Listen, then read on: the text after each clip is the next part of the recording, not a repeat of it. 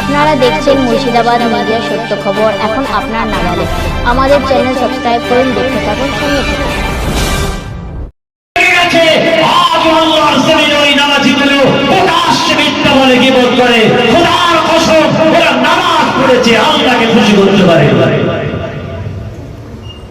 কিন্তু আপনার গ্রামে ওই 80 বছর 70-60 বছরের মুরব্বী চাচারা ফজরের আযান যখন দেয় আর দরওয়াজা খুলতে দেয় না, দরওয়াজা বন্ধ করে নাভির উপরে ভর করে টুকটুক করে গিয়ে মুয়াজ্জিনকে ইমামকে তুলে খোদার ঘরে প্রবেশ করে। সুবহানাল্লাহ, জোরে বলে সুবহানাল্লাহ। এরকম আল্লাহর ওলি মানুষ আপনার গ্রামে আছে, আপনার পাড়ায় আছে, আপনার পাশে বসে নামাজ পড়ে, আপনি অন্ধ দেখতে পারবেন। ভাড়ের মধ্যে কিছু থাকবে, আওয়াজ হবে না, মানুষকে বুঝতেও দেবে না আমার ভিতরে কি আছে, বলবে যে না আমার তোর ভিতরে কত টাকা আছে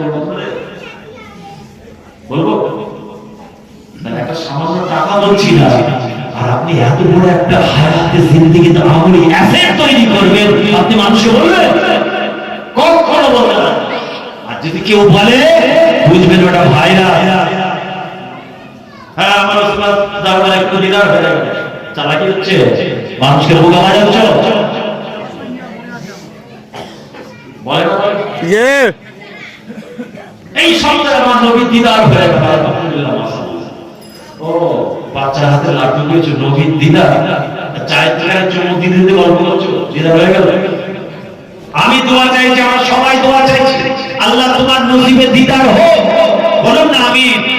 সবাই দোয়া চাইছি, কিন্তু তুমি নবীর দিদারটাকে চায়ের দোকানে নিয়ে গেছো, বৈঠকখানায় বসে বলেছো, মাজায় গিয়ে বসেছো, গ্রামখানে বসেছো, তুমি নবীর শানের গুস্তাখি করে তোমার দিদার নসিবে থাকলে তুমি চায়ের দোকানে রাখবে।